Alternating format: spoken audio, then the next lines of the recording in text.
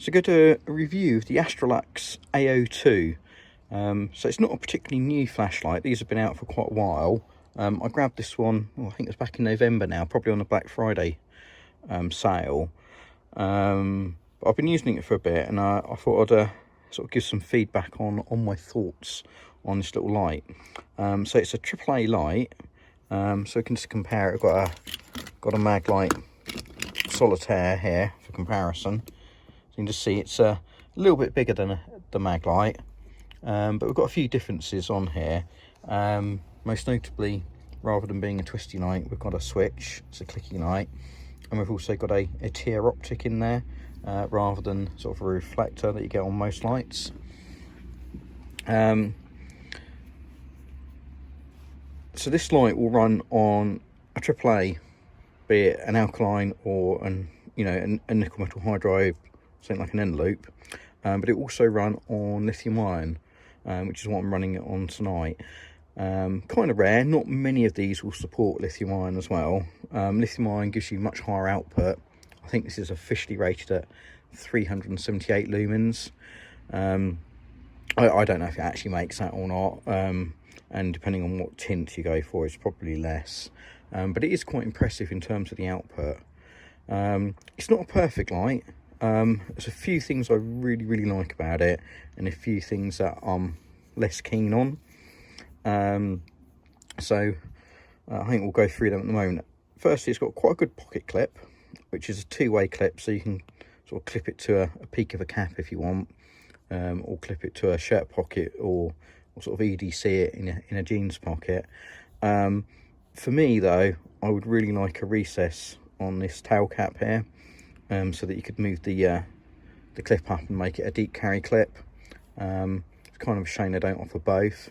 It's not too bad where it is, but it's sort of like 3/4 of the way down. So if you put it in your pocket, you end up with quite a lot of the tail cap and switch area sticking out of your pocket. Talking of the switch, so we've got a clicky switch here. Now, it's an exposed switch, which means it doesn't tail stand. Now that's something I really like in a light. You can turn it on, you can pop it down on the side, you can ceiling bounce it, and even a little light like this can give quite a lot of output in terms of illuminating a room in that way, but it just won't do that with this switch. Also, the switch, as it's exposed, it kind of makes it look long, but it probably isn't. But it is quite squishy, if you can see that, and it does mean that it's not perhaps the nicest of switches to use. But they're about as far as it goes with the bugbears, apart from one absolutely major clanger. Astrolux, I do not know what you're thinking of. This thing has the most horrendous thing in the world called bloody next mode memory. So every time you turn the bugger off, when you turn it back on, it then skips to the next mode. I do not understand the rationale of why anybody would ever design a torch to work that way. It is the most irritating and effing annoying thing ever. I know on some drivers you can do the pencil mod, which stops it doing that. I haven't taken this one apart. It's a bit small, it's a bit fiddly. It'd be good if you can do that. It's one of those things that almost makes you stop using it and sort of overrides all of the good things it does. So yeah, if anybody from Banggood or Astrolux or whoever is watching this, don't fit this kind of driver to any other torch ever. They're just so irritating. On to the good things. The construction is really nice. The anodizing is nice. The general build quality is, good. Got no complaints of any of that. I can order it with a really lovely 4000K SST-20 in here. The beam profile is brilliant and the tint is absolutely lovely. So there are some really good things about it that make it quite a nice usable light. It's quite good in the hand. It's quite a nice sort of size and shape. It's a little bit on the big side for a AAA light, but it just makes it quite usable in a way. It's not too small that you can't keep hold of it. So I don't think that size thing is really a problem. It's not really a keyring light, but it is something you could, EDC as your primary torch, or even as a backup light. So anyhow, that's enough of me talking. Let's have a look and see what this thing can do. So tonight I'm actually running this on a lithium ion. Now it does give much higher output, although it's pretty good on the, you know, just running sort of a nickel metal hydride in here. The only thing is there is a little bit of a problem with the mode spacing. So we've got 3 modes. If I just turn that on, let's just cycle through them. So we've got a moonlight mode, which is really quite low, which is great. You know, we want to have a moonlight mode on a torch like this.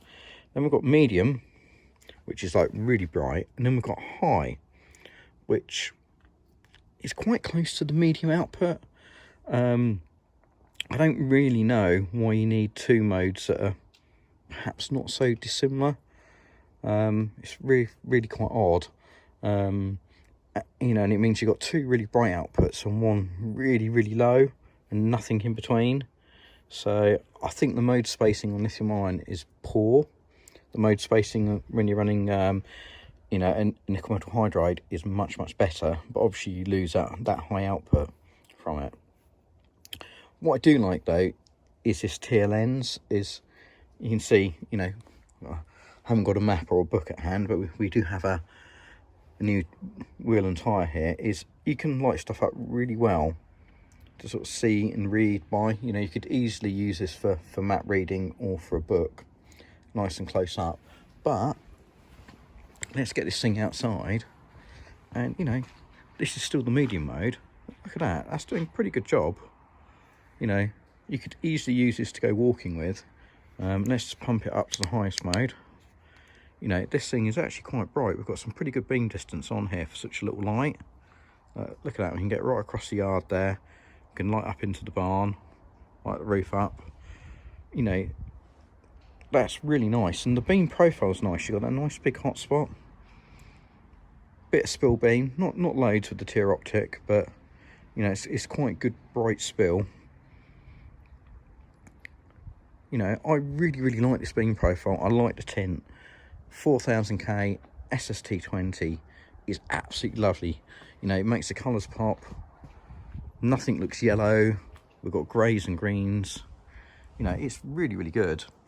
Only real concerns are that obviously on a small lithium ion battery like this, the runtime on the high mode is pretty limited.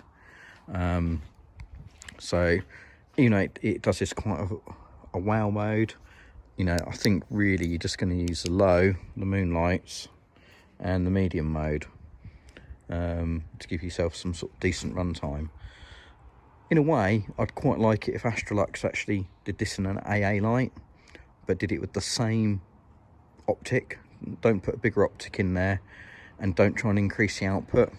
You know, let it run on a lithium ion, a 14500, because you'd get much better runtime, sort of double the runtime, but you still get all the bonuses that this got, and you know, you just make it a little bit fatter, maybe, you know, 0.5 centimetre, 1/4 inch longer. But I think the temptation is when people go up a battery size is they want to put a bigger optic in it, they want to increase the output, and you end up with the, you know, sort of low run times again, which is just a real shame. But this is a nice usable little light. You know, as I say, we can use it up close. So on this medium mode, you know, it lights stuff up really well, and you can just see how good this tint is and how bright the spill beam is. You know, we don't need to use the center spot here to light stuff up. So yeah, final thoughts. I like that it delivers in so many areas, but with some real clangers of, you know, design errors. I certainly wouldn't want to pay full price for this light. You know, I bought it when it was on sale, and that's probably the right thing to do. Not a bad light, probably worth having one as a backup light, but yeah, there you are.